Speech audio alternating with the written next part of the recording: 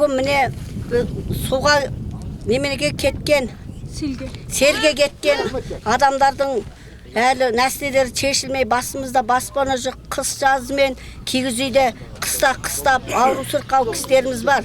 Енді бір үй салып берем дегенде салып берген үйлеріңізге келгендерге көңіліміз толмай жатыр. Неге? 4 жағынан 4 үй бар.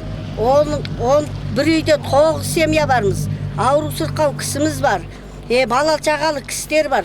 Сол 4 жақтағы әке мен бала семей отырғанда 4 жаққа 4 үй отырғанда қалай сүйеміз? Қабырғадан неше сыйық естеледі. Біреу кеш келеді, біреу ерте келеді.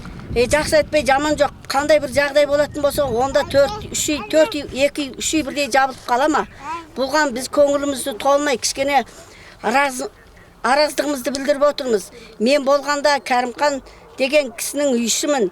О кісі 3 жыл болған, қысымнан жығылған. Қазір бір үйде 9 адамбыз, 3 семья отырмыз. Сонда 3 семьямыз мынандай 7-3-тің үйіне сыя ма?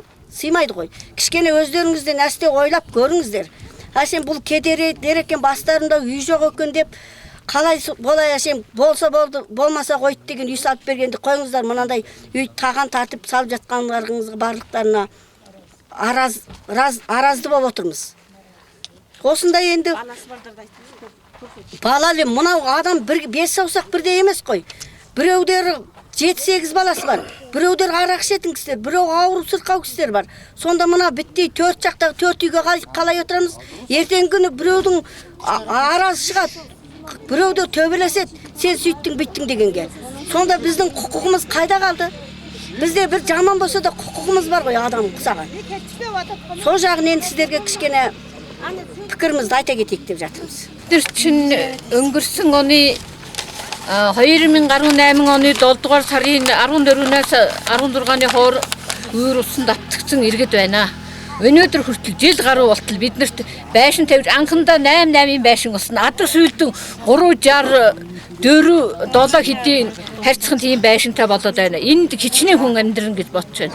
Одоо энийг аль хугацаанд яаж тавих уу гэдэг дээр 7-гийн 7 компани авчихад нэг нь өдөрт ирэн зарим нэг нь биднээр одоо та нараас мөнгө гарч байгаа мó гэд бид нар өөрсдөө гаргаж яах ухааны юм хэл шугамаа тавихгүй байж сүүрээ татахгүй байж хэл амар доромжлох жишээнд бид нар атгтлаа. Энэ дарга нар хайцсан юм бэ? Энэ ард иргэд сонгуул болох үед өөрсдөө хаалга нэгэд орж ирдэг өөрийн усанд атгадаад эд хөрөнгө алдсан энгийн иргэдээ харддаггүй. Ийм дарга гэж хаана байдیں۔ Дарга нар тэгээд тэр барилгын компаниуд нь ирж байгаа нь ирэхгүй байж хүний хэд амар доромжлохын орн энэ тавьсан нь одоо энд ямар хүн яаж амьдрах одоо тэнд байж байгаа тэр нойлын хэмжээний дайны нэг жишээд бараг 90 метрлээд үтсэн ч тиймэрхүү жишээтэй ийм одоо биднэрт барилга тавьж өгч байна 10 саяар 8 саяар гэж байгаа ш дард иргэд. Энэ хүмүүсүүд одоо яах юм бид нар одоо 8 сарын 15-нд боллоо. Одоо 15 хоног сар 15 хоногийн дотор энэ байшин барилга битэрч бид нар дотор нь орно гэхүү намар салхин дөгөөд газаа үлдэн гэхүү. Энэ арт түмэн. Энд чинь баг одоо ингээд 56 найдын байшин 50 гэж байгаа штэ. 56 айлдаг хичнээн хүн байна. Bir дөрвөр 3-аар ботход 200 хэдэн хүний ирэх ашиг зөрчиж байна та нар. За би бас эрт орсон айлуудын иргэн байна. Би хувьдаа бол одоо хүсэлтэй хэлэхдээ энэ Баялгийн аймгийн Гэлэмхан дарга Бахтхумаар хоёрлоо биднэрт Баялгийн аймагт 340 гэсэн барилгын цэргийн анги байгаа штэ. Бид яг л тэр байгаа барилгынхаа цэргийн ангиараа энэ байшингаа бариулаад ормоор байна. 6-7 компанид өгч мөнгө төгрөгийн зарлага гаргаж яхаар ганцхан барилгын цэргийн ангид тэр тендерээ өгөөч. Тэр тендерээ өгчгөөд тэр барилгын цэргийн ангийн цэргүүдээр бид нар энэ байшингаа бариад орё л да. 6-7 тендер зарлаж 6-7 компанид өгчих шаардлага байхгүй гэдгийг би хэлмээр байна. Бидний хүслийг биелүүлж өгнө үү? Зөвөр ойлгоно уу? 340 гэсэн цэргийн анги биднэрт Баялгийд байж байгаа учраас ганцхан 340 барилгын цэргийн анги тендерээ өгөөд ганц тендрийг тэнд өгөөд зөвшөөрүүлээд биднэрт энэ байшингийг 340 барьж өгөхтэй. Олон компани хэрэггүй, олон барилгын тендер хэрэггүй. Тэр тендрийг ганцхан барилгын цэргийн ангид олгоод тэр цэргийн анги биднэрт ганцхан сарын дотор биднэрт энэ 56 найд тус бүрчлэн байшин барьж өгвөл сайн байна. Яаралтай цэргийн анги цэргүүдэн чинь яаралтай 2 хугацаанд барьж өгөх байх гэдэгт итгэлтэй байна бид нар. Яг тэгэх хэрэгтэй. Би ч гэсэн Олон компани олон тендер хэлэхгүй. Олон компанид өгч биднэрт олон янзын компанид өгч байхын оронд бид барилгын 340 цэргийн ангид өгөөд тэр тендерийг бид нар төргийн шуурхаагаар оронтой болгож өгмөр байна. Ножин намрын салхичгсэн амар болоогүй. Энэ байгалийн гамшигт тохиолдоод бид нар энд ирсэн болохоос биш бид нар өөртөө сайн дур энэ асуудлаар энд нөөжөрд буугаагүй.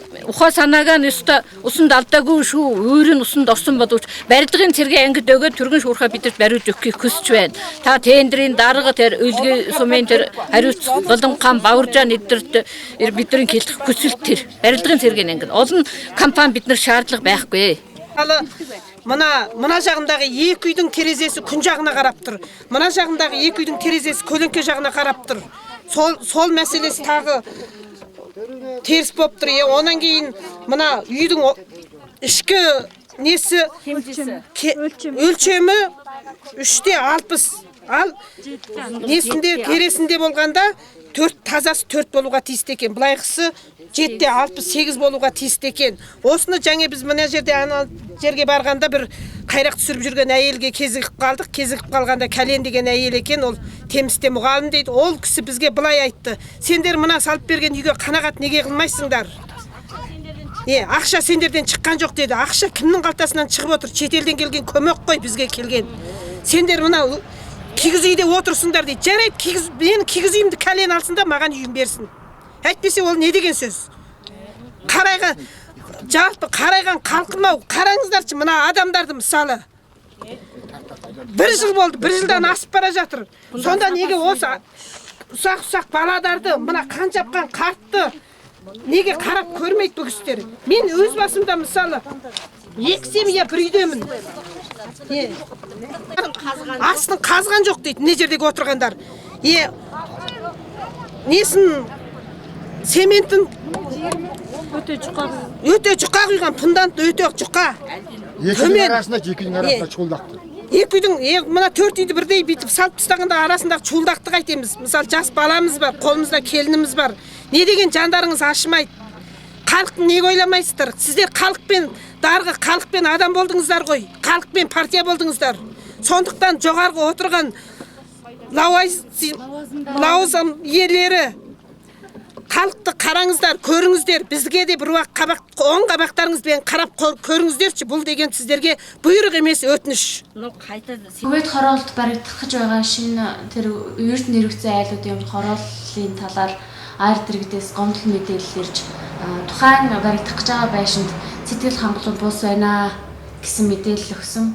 Баригдах гэж байгаа байшин одоо нэг айлын байшин хитэн одоо хэмжээтэй байх ёстой байна те. Хитэн айл нийлээд баригдах ёстой байна. Энэ талаар та дэлгэрэнгүй мэдээлэл АР дэргэдээс.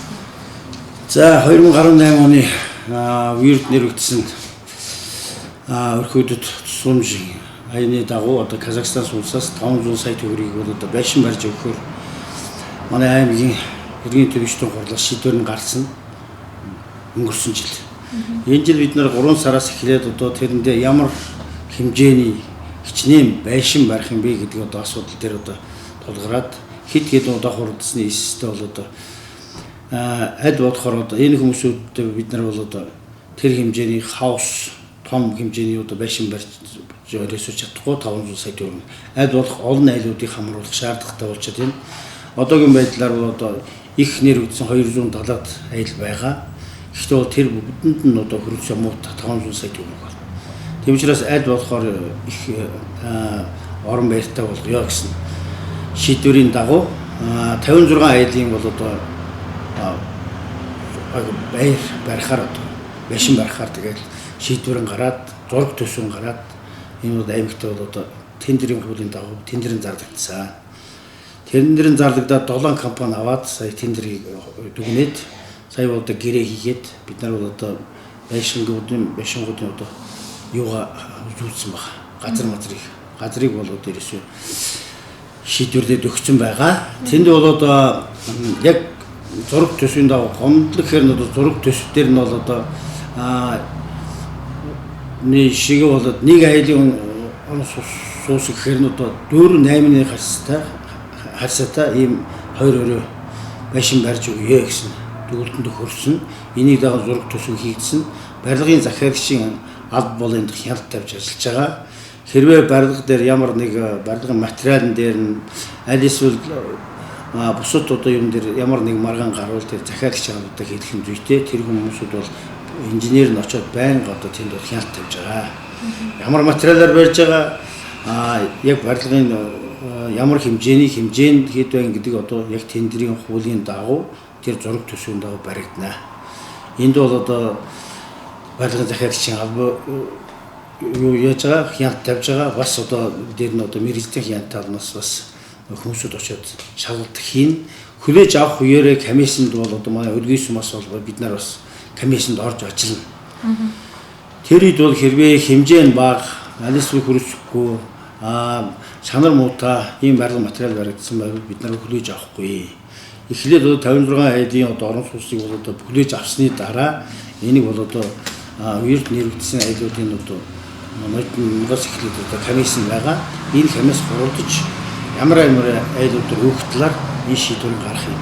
Тийм учраас энд бол одоо баригдаагүй байшин дээр одоо сэтгэл хангалуун бус байна гэж одоо ард иргэн маань явж байгаа гэсэн энэ хүмүүсүүд төр бид хэлэхэд бол хамгийн гол нь бид нар олон айлыг хамруулах гэж байгаа шүү. Тэрнээс биш одоо сандууд гарсан л да. 2 3 өрөө барьж өгье 15 айл хөрсөд юм байна.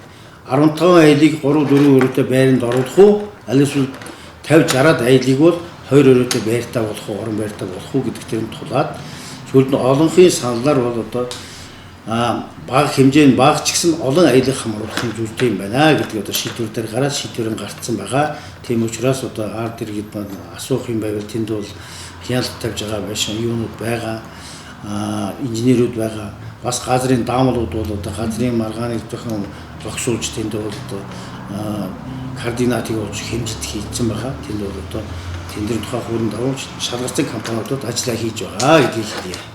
Баярлалаа. Тэгээд нөгөө арт иргэдээ ингэж 340-д бариулмаар байна гэсэн бас санал хэлээд байсан. Тэр нэг бол 340 хэрвээ 340-р анги бол одоо тендерийн тухай хуулиар бол 60 80 саяас 70 саяас дээш байшин барилга ямар нэг одоо улсын төсвөр хийгдэх юмнуудыг бол тендерийн тухай хууль тендер заах ёстой. Тендерэнд 340-р анги ороогүй. Тендерд оролцоогүй юм дээр одоо та нар төгөхгүй энэ хүн дээр хийлгэн гэдээ одоо бид нар бол хийж чадахгүй. Бүх юм бол хуулийн дагуу явагдаж байгаа. Эхлээд бид нар хэлсэн нэг айлыг бол одоо болохгүй шууд гэрээгээр олгоё гэсэн бас зарим нь бол одоо хямдар барьж өгье гэсэн компаниуд байсан. Гэхдээ бол бүх юм бол тендер тухай хуулийн дагуу явагдах учраас нэг сар зарлаж олон 15 компани тэнд бол одоо материал ирүүлж эндээс бол 7 компани шалгарсан. Бүгд бол урд нь барилгын салбарт ажиллаж байсан туршлагатай компаниуд шалгарсан гэдгийг одоо би хэлмээр байна.